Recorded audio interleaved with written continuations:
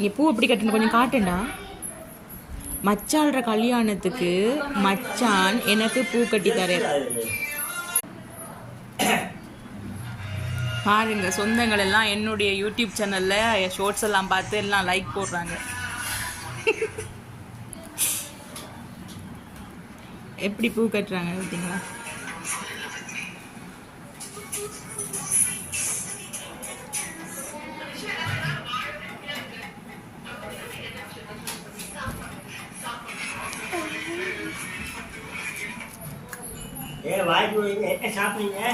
சாப்பாடு கேக். குட்டி hi hi சொல்லுங்க. ஹாய் சொல்லுங்க. ஆ